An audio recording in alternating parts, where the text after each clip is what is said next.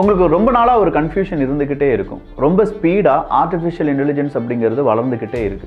2025ல எந்த மாதிரியான ஜாப் பெருசா வளரப்போகுது, எந்த மாதிரியான ஜாப் ரொம்ப சீக்கிரமா அழிய போகுது, அதுல நாம எப்படி பிழைக்க போகிறோம்? இந்த கேள்வி இருந்துச்சுன்னா 2025ல நீங்க ஒரு ஜாப் சீக்கிங் பர்சன், இல்ல இன்னும் ஒரு 5 வருடங்கள்ல நீங்க ஜாப் சீக்கிங் பர்சனா மாற போறீங்க, ஆல்ரெடி நீங்க ஒரு ஜாப்ல இருக்கீங்க அப்படின்னாலும் இந்த பதிவு உங்களுக்கானது தான். அன்பு தமிழ் நெஞ்சங்களுக்கு தமிழ் பொக்கிஷத்தின் வணக்கங்கள்.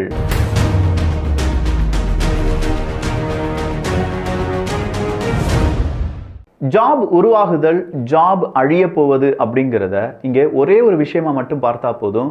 ஒரு ஜாப் அப்படிங்கிறது உருவாகும் போது, இல்லை புதுசா ஒரு கேட்டகரி அப்படிங்கிறது ரைஸ் ஆகும்போது 2 காலி இடங்கள் உருவாகும் அப்படின்னு சொல்லுவாங்க. கம்ப்யூட்டர் வந்ததுனால நம்ம எல்லாருக்குமே வேலை பறிபோகி விடும் அப்படின்னு சொல்ற ஒரு நிலைமை இருந்தது. ஆனால் உண்மையிலேயே வேலை பறிபோயிடுச்சான்னு கேட்டால் இல்லை. நிறைய ஜாப் புதுசாக உருவானது.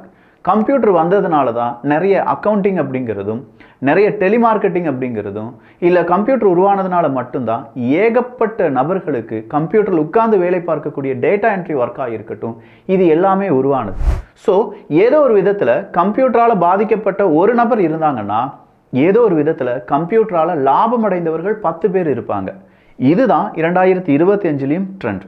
1960களில் டைப்ரைட்டர்ஸ் அப்படிங்கிறது இருந்தது. அந்த டைப்ரைட்டர் படித்தவங்களுக்கு வேலை சூப்பராக இருக்கும் அப்படின்னு சொன்ன காலம் முடிந்து 1990களில் கம்ப்யூட்டர் அப்படிங்கிறது அதனுடைய இடத்தை பிடிக்க ஆரம்பிச்சிச்சு. 2000வது வருடம் இமெயில் ரெவல்யூஷன் அப்படிங்கிறது உருவாகுது. இமெயில் ரெவல்யூஷன்ஸ் அப்படிங்கிறது உருவானாலும் அடுத்த 10 வருடங்கள் ஸ்மார்ட் போனுடைய ஆதிக்கத்தில் நாம சிக்கி இருந்தோம். அடுத்ததா 2010 கிளவுட் கம்ப்யூட்டிங். எங்க பார்த்தாலும் கிளவுட் கம்ப்யூட்டிங் அப்படிங்கிறது பெரிய டெக்னாலஜியா பேசப்பட்டது, இன்றளவும் பேசப்படுகிறது. பட் கிளவுட் கம்ப்யூட்டிங் அப்படிங்கிறதும் ஒரு வகையில அழியக்கூடிய ஒரு டெக்னாலஜியா பார்க்கிறார்கள். அப்படின்னா நாம எதை நோக்கி நம்முடைய பயணத்தை மேற்கொள்ள வேண்டும்? வேர்ல்ட் எக்கனாமிக் ஃபாரமும் அடுத்த 10 வருடங்கள்ல எந்த ஜாப் உருவாக போகுது, எந்த ஜாப் அழிய போகுது அப்படிங்கிறதெல்லாம் சொல்லியிருக்காங்க.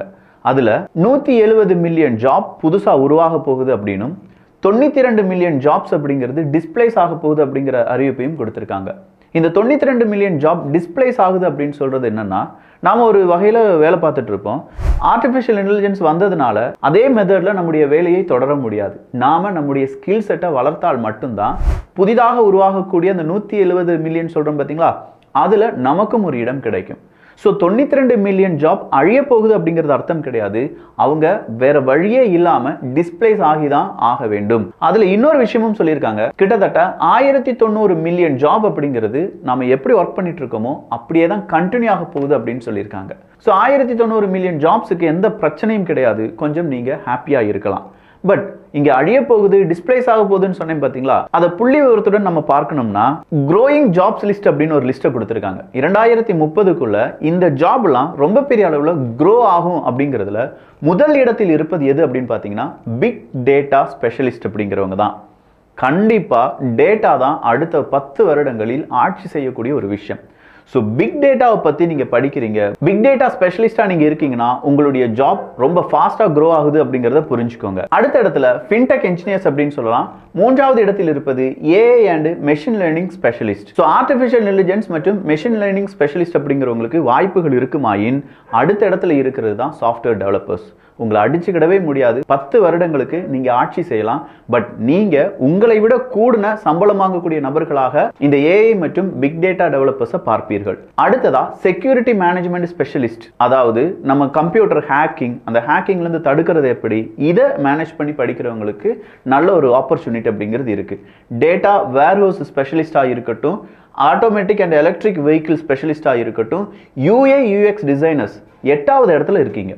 நீங்க ஒரு போட்டோஷாப் தெரியும், எனக்கு எடிட்டிங் தெரியும் அப்படின்னா கண்டிப்பா யூஏஎக்ஸ் டிசைனர்ஸுக்கு அடுத்த 10 வருடங்கள் மிகப்பெரிய மதிப்பு இருக்கும் அப்படின்னு சொல்றாங்க. Light truck or delivery service டிரைவர்ஸுக்கு நிச்சயமான வேலை வாய்ப்புகள் இருக்கும் அப்படின்னு சொல்றாங்கப்பா. என்னையா எங்கெல்லாமோ ஆட்டோமேட்டிக் வெஹிக்கிள்லாம் வந்துருச்சு, எல்லாத்துக்கும் போக இது எப்படி நம்ம டிரைவர்ஸுக்கு, அதுவும் ட்ரக் இல்லாட்டி கனரக வாகனத்தை ஓட்டக்கூடிய டிரைவர்ஸ்னுடைய ஜாப் அதிகரிக்கும் அப்படின்னு சொல்லி போட்டிருக்காங்கன்னா, உண்மையிலேயே இப்போ இந்த 10 வருடங்கள்ல எல்லா இடங்களிலும் செல்ஃப் டிரைவிங் கார்ஸ் அப்படிங்கிறதுலாம் சக்சஸ் ஆகாது. அப்படி ஆனாலுமே அது காருக்கானதாக மட்டும்தான் இருக்குமே தவிர ட்ரக்குக்காக இருக்காது அப்படின்னு சொல்றாங்க.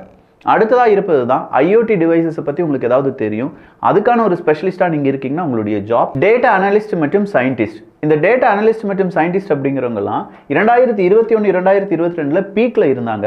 இப்போ அவங்க தள்ளப்பட்டிருக்கக்கூடிய இடம் 11வது இடம். என்விரான்மெண்டல் என்ஜினியர்ஸ் 12வது இடத்துல இருக்கீங்க. ஸோ காலநிலையை பற்றி உங்களுக்கு ரொம்ப பெரிய அளவில் ஆசை இருக்குது, அது சார்ந்த படிப்புனா உங்களுக்கும் ஸ்கோப் இருக்குது. Information security analysis devops engineers 14வது இடத்துல இருக்காங்க. இந்த டெவாப்ஸ் ஒரு காலகட்டத்தில் ரொம்ப கோலாய்ச்சி இருந்தது, இப்போ தான் வளர்ச்சி அடைந்த மாதிரி இருந்துச்சு. பட் இது ஃபாஸ்டஸ்ட் க்ரோவிங்கா அப்படின்னு பார்த்தா கிடையாது, 14வது இடத்துல இருக்குது. 15வது இடத்துல ரெனியூவபிள் எனர்ஜி என்ஜினியர்ஸ் அப்படின்னு சொல்லலாம்.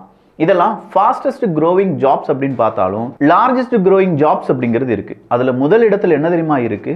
ஃபார்மர்ஸ் தான், விவசாயிகள் தான் 2030 வரை லார்ஜஸ்டா ரொம்ப பெரிய அளவில் க்ரோ ஆகக்கூடிய ஒரு ஜாப் அப்படின்னு சொல்றாங்க.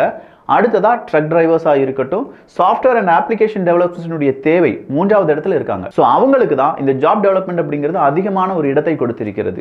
ஸோ சாஃப்ட்வேர் டெவலப்மெண்ட் அப்படிங்கிறது 3வது இடத்திலும், ஷாப் சேல்ஸ் பர்சனாக இருக்கட்டும், இல்லை ஃபார்மர்ஸ் சம்பந்தமாக இருக்கக்கூடிய பில்டிங் கன்ஸ்ட்ரக்ஷன் ஜாபாக இருக்கட்டும், இது எல்லாமே ரொம்ப பீக்காக இருக்கு அப்படின்னு சொல்றாங்க.